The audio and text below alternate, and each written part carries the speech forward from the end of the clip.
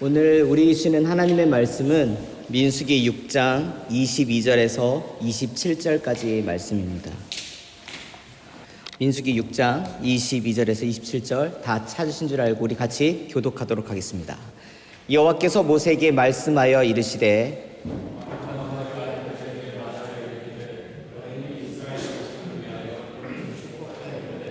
여호와는 내게 복을 주시고 너를 지키시기를 원하며 여호와는 그 얼굴을 내게로 향하여 드사 평강 주시기를 원하노라 할지니라 하라. 그들은 이같이 내 이름으로 이스라엘 자손에게 축복할지니 내가 그들에게 복을 주리라. 아멘. 2023년이 시작되었습니다. 새해를 맞이하기 전 저는 최근이라기보다는 제가 신학교에 들어간 이래로 가장 평안한 시간에 그 자유 시간을 보낼 수 있었던 것 같았습니다. 특별한 모임은 없었고 주변에 아는 지인들을 초대해서 식사도 하고 또 교회도 소개하기도 했었고 그런 좋은 시간들을 가졌고요. 개인적으로는 또 책도 읽고 잊고 있었던 취미 하는 생활 그런 것도 좀 가져봤습니다.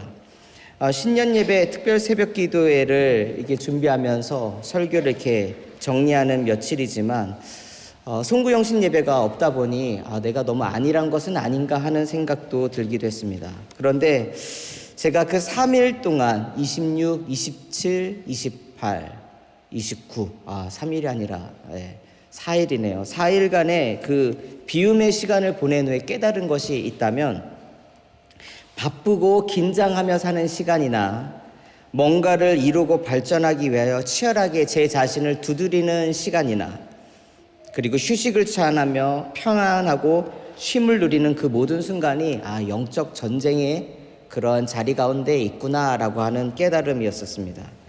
치열하게 살 때에는 휴식을 취할 순간이 없기 때문에 더욱더 영적 전투의 자리 가운데에 피할 수 없었고 긴장하며 있었습니다.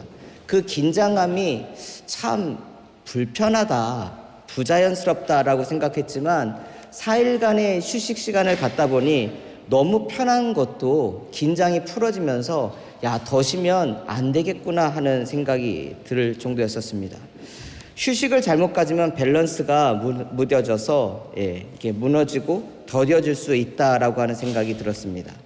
그런데 제가 그 모든 시간들을 준비하며 또한 생각하며 확실히 여러분들께 고백할 수 있는 사실 하나가 있습니다. 그것은 무엇이냐면 제가 능력과 자격이 있기 때문에 평온하고 쉼을 누릴 수 있는 것이 아니라 하나님의 보호가 있기 때문에 제가 그러한 휴식을 취할 수 있다라는 것입니다.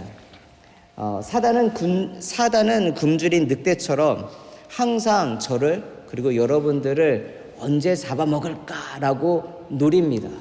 그래서 약한 지점을 공략합니다.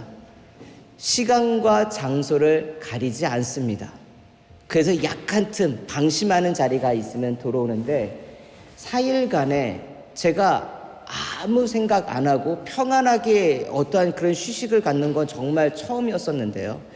그런 시간들 속에서 만약에 가족원들 중에 누가 아팠다라면 제가 그 4일을 평안하게 쉬지 못했을 것입니다.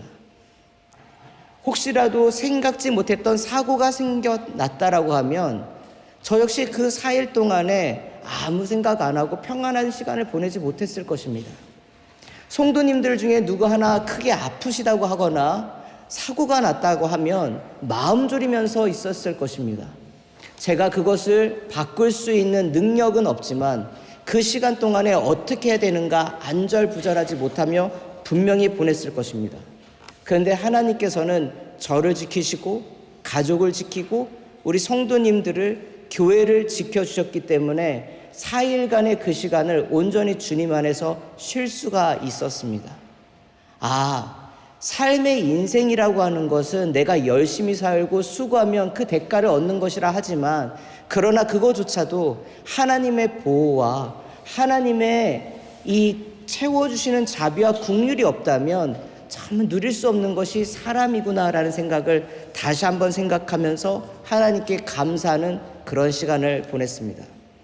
제 주변에 둘러싼 모든 환경이 주님께서 보호하고 계시기 때문에 잠시 긴장을 풀어도 저를 잡아먹으려고 하는 사단의 그 권세 가운데 안전할 수 있듯이 우리 성도님들의 삶이 매 순간 하나님의 보호와 하나님의 긍휼 가운데 있기를 축복합니다. 사람이 태어나서 죽기까지 살아가는 그 모든 시간, 그 살아가는 모든 과정들을 여정이라고 표현합니다. 보통 여행은 목적지가 정해지면 나의 위치에서 그 목적지까지 가는 그 길을 따라가면 됩니다. 그렇지만 인생의 여정은 내가 어디에 있는지 그 위치를 알지 못하는 것부터가 문제입니다. 나의 위치를 알지 못하니 내가 어디로 가야 하는지 방향도 잡기 어렵습니다. 그래서 사람이 태어나서 죽기까지 걸어가는 모든 그 여정은 언제 끝날지 모르는 그 광야를 걷는 것과 같습니다. 광야는 또는 사막을 지날 때에는 그렇기 때문에 필요한 아이템이 하나 있습니다. 나침반입니다. 나침반은 N극은 항상 북쪽을, X극은 항상 남쪽을 가리키는 도구로 매우 단순하지만 그 나침반이 없다라고 하면 길도 없고 어디를 둘러봐도 다 똑같은 그 광야 가운데서 우리는 어디로 가야 목적지에 도착할지 알 수가 없습니다. 나침반이 나의 위치가 정확히 어디인지는 정확하게 지표는 알려주진 않습니다. 그러나 내가 어디 있든지 간에 바른 곳으로 갈 수 있는 방향은 알려줍니다. 지금까지 내가 어느 과정으로 걸어왔는지, 그것이 좋은 길이었는지 나쁜 길이었는지, 바른 과정 속에 있고 경로 가운데 있었는지 아니면 다른 궤도 가운데 있는지 그 시간들은 중요하지 않습니다. 나침반이 생기고 방향을 잡은 순간 우리는 어디로 가야 되는지 알 수 있는 것입니다. 이스라엘 백성들이 이집트를 떠나 가나안으로 들어가는 과정 가운데 광야에 들어갔습니다. 그들에게 필요한 나침반은 다른 것이 아니라 하나님입니다. 민수기의 그 이름은 우리가 70인역에 따라서 민수기, 사람의 수를 셌다라고 하는 걸로 제목이 잡혀있지만 원래 히브리서 성경 제목은 광야에서 배 미드바르라고 하는 뜻을 갖고 있습니다. 미드바르가 광야라고 하는 단어인데 다바르라고 하는 것이 말씀입니다. 이 광야라고 하는 것은 역설적으로 우리가 헤매고 고난이 있고 고통이 있는 그런 장소지만 그 단어 안에는 우리가 어떻게 해야지 그 광야를 쉽게 넘어갈 수 있는 힌트가 담겨 있습니다. 바로 말씀이신 주님을 붙잡는 것이죠. 우리가 광야에서 사막에서 나침반이 있어야지 벗어날 수 있듯이 광야 같은 인생을 사는 동안에 정말 답답하죠. 앞으로 걸어가도 이게 가는 방향인지 직진인 건지 돌아가는 건지 왼쪽으로 가는 건지 오른쪽으로 가는 건지 알 수가 없는 인생 가운데에 하나님께서는 그 단어 가운데에 힌트를 주셨습니다. 말씀을 붙잡아야 그 광야 가운데서 살 수 있다는 것을 말이죠. 하나님을 믿지 못하면 부족함과 결핍이 있는 광야 가운데 사람은 죽게 될 것입니다.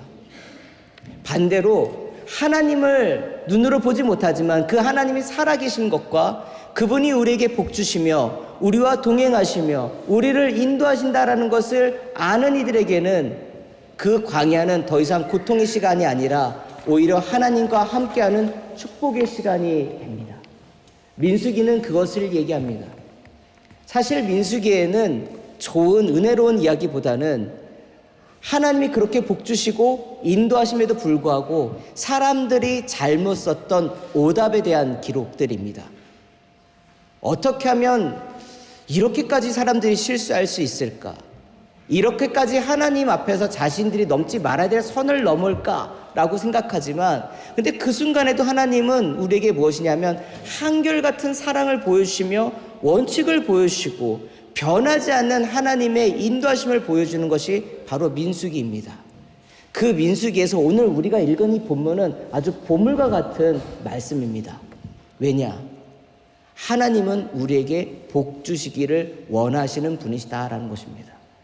우리가 실수할 때에, 실패할 때에, 나의 실수가 하나님의 실수가 아니고 나의 실패가 하나님의 실패가 아닌 것은, 하나님께서는 영원히 그리고 변하지 아니하시며 우리와 동행하시는 분이심을, 한번 약속하신 그 약속을 우리가 범죄한 그 순간에도 놓치지 아니하시는 분이라는 것을 보여주는 아주 은혜로우신 분이시기 때문에 그렇습니다. 가나안에 가기 위해서는 광야를 지나야 됩니다. 그 광야를 지날 때 오늘 이 민수기는 세 파트로 이루어집니다. 1장부터 10장까지는 광야로 나가기 전에 준비하는 과정입니다. 그 가기 전에 하나님께서 사람의 백성들의 수를 세시고, 그리고 마지막에 한 것이 무엇이냐? 제사장을 세우신 아론과 그의 자녀들에게 백성을 축복하라 명령하신 것입니다. 백성이 축복받을 자격이 있기 때문에 축복하신 것이 아니라 축복을 하고선 시작을 하는 것입니다. 이게 하나님의 구원이시고 하나님의 복입니다. 목사인 저는 우리 성도님들이 복 받기를 원합니다. 하늘의 복을 받기를 원하고, 또한 이 땅 가운데 여러분들의 소망하는 많은 것들이 하나님 뜻 가운데서 이루어지기를 정말 간절히 소원합니다. 그것이 인간적인 마음일 수도 있고, 또한 목회자로서의 마음일 수도 있고, 또한 우리 교회가 잘 되고자 하는 그런 마음일 수도 있겠지만, 그러나 가장 기본적으로는 하나님께서 저에게 주신 마음이라고 생각합니다. 제사장에게 하나님께서 명령하신 것처럼 백성을 축복하라. 우리 성도님들을 그렇기 때문에 축복하며 올 한 해를 시작하려 합니다. 동시에 이 축복은 저에게만 해당된 것이 아니라 우리 모든 성도님들에게 주신 하나님의 축복임을 여러분들께 알려드립니다. 베드로전서 2장 9절 말씀에 이렇게 말씀하십니다. 너희는 택하신 족속이요 왕같은 제사장들이요 거룩한 나라요 그의 소유된 백성이니 이는 너희를 어두운 데서 불러내어 그의 기이한 빛에 들어가게 하신 이의 아름다운 덕을 선포하게 하려 하심이라. 베드로전서 2장 5절 너희도 산돌같이 신령한 집으로 세워지고 예수 그리스도로 말미암아 하나님이 기쁘게 받으실 신령한 제사를 드릴 거룩한 제사장이 될지니라. 왕같은 제사장으로 우리 모두를 삼아주셨습니다. 그렇기 때문에 내 백성을 축복하라라고 하시는 그 명령은 저에게만 주신 것이 아니라 예수 그리스도 가운데에 새로운 생명을 얻으신 여기 있는 모든 이들에게 주신 하나님의 명령인 것입니다.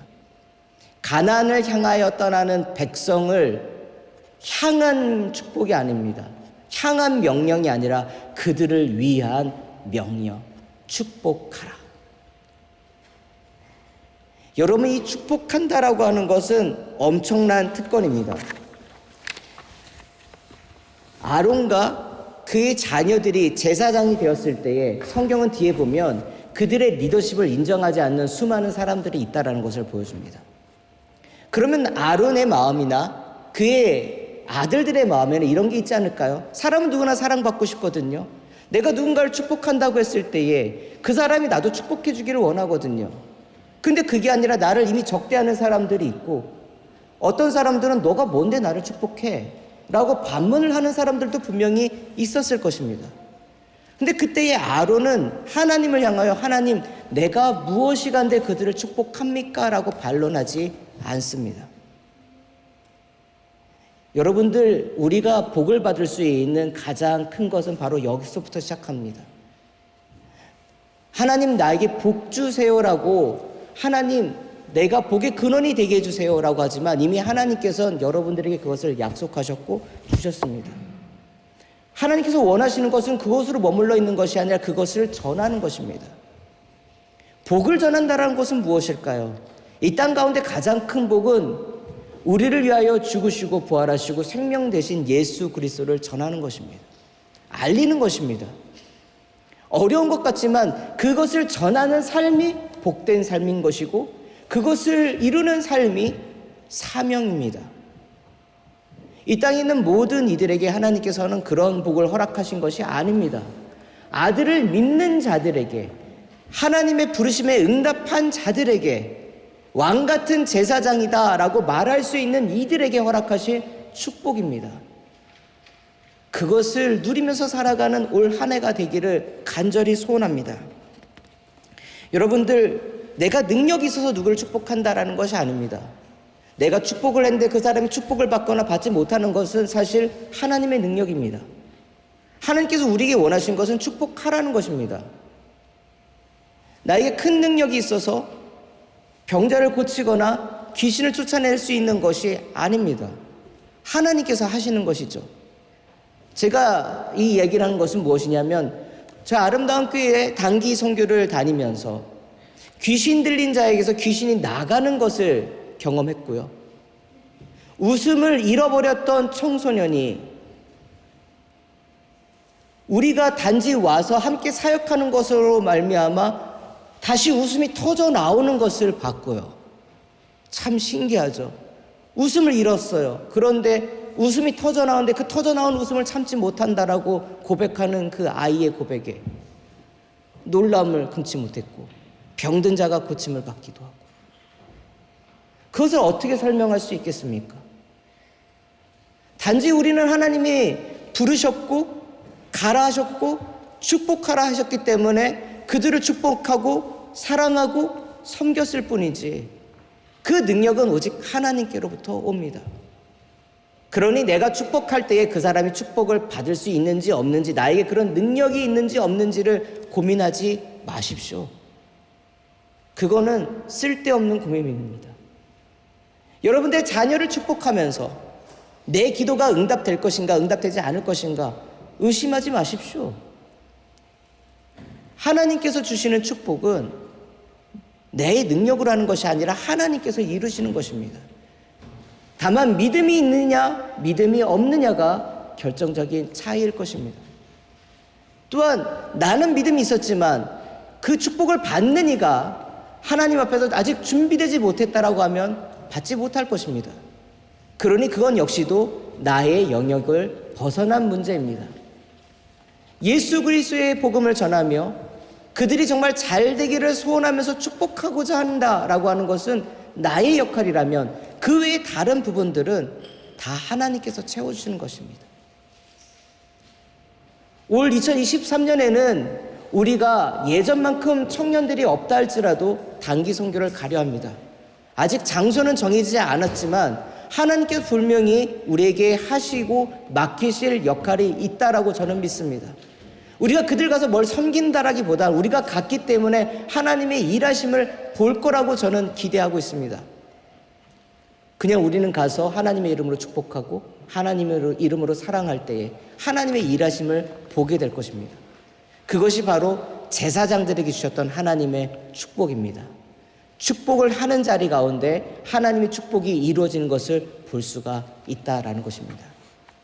그렇기 때문에 여러분들 시간과 때, 장소를 가리지 말고 주 예수 그리스도의 이름으로 많은 이들을 사랑하시고 축복하시는 올 한 해가 되기를 간절히 소원합니다. 두 번째로 우리가 받은 축복은 모든 영역에서 완전하고 온전한 평안으로 확장됨을 믿으시기를 소원합니다. 24절부터 26절까지 말씀을 우리 같이 읽도록 하겠습니다. 민수기 6장 24절에서 26절입니다. 여호와는 내게 복을 주시고 너를 지키시기를 원하며 여호와는 그의 얼굴을 내게 비추사 그 은혜 베푸시기를 원하며 여호와는 그 얼굴을 내게로 향하여 드사 평강 주시기를 원하노라 할지니라. 이거는 기도문처럼 되어 있지만 시로 되어 있습니다. 24절은 히브리 단어가 3개가 적혀 있고요.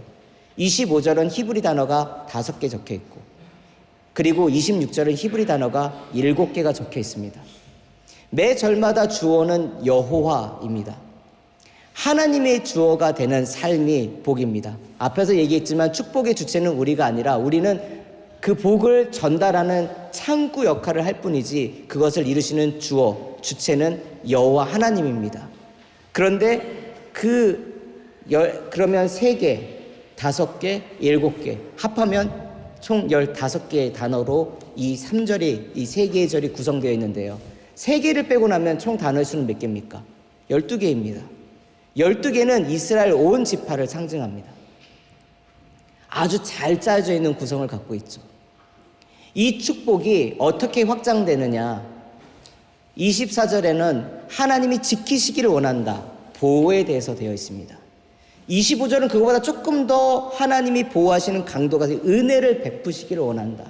은혜에 대해서 강조가 되어 있고, 그거보다 26절은 더 확장돼서 평강이 이루기를 원한다. 샬롬이 임하기를 원한다. 점진적인 축복이 확대가 됩니다. 그런데 3개, 5개, 7개라고 하는 것은 여러분 참 재미난 표현이에요. 왜냐하면 3개에서 4개로 갈 수 있고 4개에서 5개로 갈 수도 있는데, 그렇게 표현하지 않고 하나 더 추가하고 또 하나 더 추가하지. 하나님이 주시는 복은요, 우리 인간의 셈으로 봤을 때에 이렇게 정방향이 아니라 어쩌면 이렇게 올라가요. 그래프가. 이해되시죠? 느린 듯 하지만 갑자기 이렇게 올라가요. 하나님이 우리에게 주시는 복이라고 하는 것은요, 점진적으로 확대되며 완전하게 됩니다. 샬롬이라고 하는 단어가 그냥 평화가 아닙니다. 모든 영역에서 안전하고 완전하고 온전한 상태, 이게 샬롬의 뜻입니다. 이 샬롬이 임하면 두려움과 염려와 공포가 사라집니다. 어떤 이들은, 저도 가끔은 이런 생각을 해봐요. 어떤 이들이 아니라 그냥 저를 그냥 비추하면 염려가 되고 두렵고 공포가 생겨나는 많은 일들을 경험합니다. 쓸데없는 생각에 오히려 내가 하지 않아야 될 두려움도 가질 때도 있습니다. 근데 이거는 여러분들 이런 걸 가질 때에 하나님의 믿음이 있는 내가 왜 그런 두려움을 가질까? 두려움이 생겨나는 것까지는 자연스럽습니다. 왜냐? 하나님이 우리를 창조할 때에 공포와 두려움과 염려라는 것이 생겨나지 않으면 겁 없이 삽니다. 그렇지 않을까요? 불을 봤는데 불에 대한 공포와 두려움이 각인되어 있지 않으면 여러분 어떻게 합니까? 불에 타서 죽을 거라고 생각하지 못하고 그냥 들어가게 됩니다. 그러니 두려움, 염려, 공포라고 하는 것은 그냥 무조건 부정적이라기보다는 그것을 계속적으로 묵상하는 상태가 부정적인 것입니다. 왜 하나님께서는 광야를 지나며 말씀을 기준을 삼으라, 그리고 예수님께서는 하나님께 기도하면서 항상 사단의 그런 공격이 있을 때마다 말씀으로 그 시험을 이겨내셨습니다. 왜 그럴까요? 두렵고 공포가 되고 나를 겁박하는 모든 환경 속에서 이길 수 있는 힘은 그들보다 더 많은 힘과 돈과 인기와 명예를 갖는 것으로 해결되는 것이 아니라 말씀을 묵상하는 것으로부터 힘이 나오기 때문에 그렇습니다. 근데 우리가 약해지는 이유는 무엇입니까? 하나님이 주시는 그 복을 누리지 못하는 이유는 무엇입니까? 다른 것이 아닙니다. 말씀을 묵상하기보다는 염려를 묵상하기 때문에 그렇습니다. 두려움을 묵상하기 때문에 그렇습니다. 공포를 묵상하기 때문에 그렇습니다.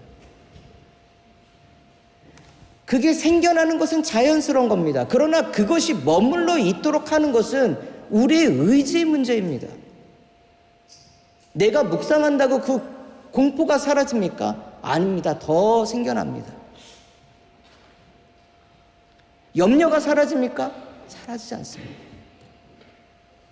하나님께서 우리에게 복을 주시는데요, 우리가 염려하고 근심하는 것이 아니라 우리를 보호하시는구나 깨닫게 되고, 그보다 더 하나님이 우리에게 은혜를 베푸신다, 뭔가를 제공해 주시는구나, 광야 가운데 만나와 메추라기를 제공해 주시는구나, 전쟁 가운데 하나님께서 싸워주시는구나. 더 궁극적으로는 내가 뭔가를 하지 않았음에도 불구하고 모든 영역에서 평안할 수 있도록 온전하고 완전하고 안전한 상태로 하나님께서 나를 지켜주시는 최고의 정점, 그것을 누리는 것입니다. 근데 이것은 주셨습니다.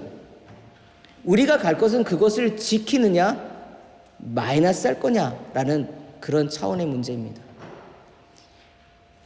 아론과 그의 자녀들에게 복을 주시며 그 자녀들뿐만 아니라 모든 백성에게 원하시는 것은 하나님이 모든 백성이 하나님의 평강, 샬롬 안에 거하는 것입니다.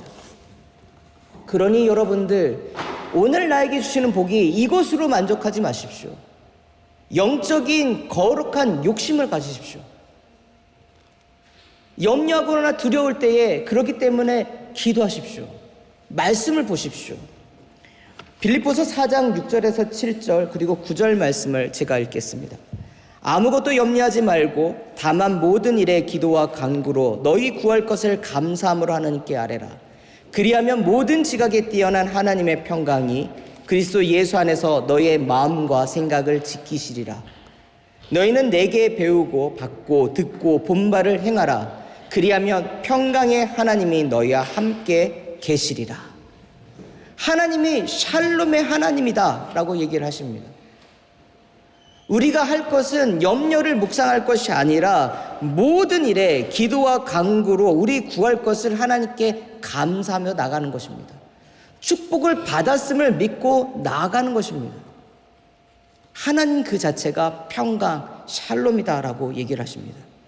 인간의 본성은 항상 우리는 두려운 문제가 생기면 걱정이 되고 염려됩니다. 때로는 너무 평안할 때는 교만하게 되고 나태하게 됩니다. 그러니 본성이 하나님 앞에서 다스려지고 있는가, 다스려지지 않고 있는가 우리를 생각하면서 내가 하나님과 같이 동행하고 있다는 것을 잊지 않으면 됩니다. 이스라엘 백성들이 광야 가운데에 정답을 알고 있음에도 불구하고 오답을 쓴 이유는 다른 것이 아닙니다. 광야에 항상 하나님이 동행하고 계심에도 불구하고 그 동행하시는 평강의 하나님을 신뢰하지 못했기 때문에 그렇습니다. 그렇게 불평하고 원망했습니다. 새해는 여러분들 이루지 못한 일들 때문에 가슴 아파하기보다는 그것을 통하여 하나님께서 이루실 일들을 기대하며 기도하는 자리 가운데 더 나아가기를 원합니다. 그리고 누군가 지체가 힘들다고 할 때에 진심으로 그를 축복하며 나아가기를 원합니다. 그것이 우리가 복받는 길입니다. 이번에 홈페이지를 저희가 개편하면서 다시 리뉴얼하면서 예전에 목사님께서, 우리 원로 목사님께서 교회에 그 표를 삼으셨던 그 말씀인 잠언 15장 13절 말씀을 제가 묵상을 했습니다. 예전에 그 표가 여러분들 기억나십니까? 즐거운 마음, 빛나는 얼굴. 그냥 그것만으로는 제가 잘 느낌이 안 왔어요. 목사님께 물어보진 않았어요. 근데 목사님한테 답을 얻어서 그런 게 아니라 제가 그냥 이번에 준비하면서 묵상하면서 느꼈던 것은 교회가 세워진 게 1998년 12월 20일입니다.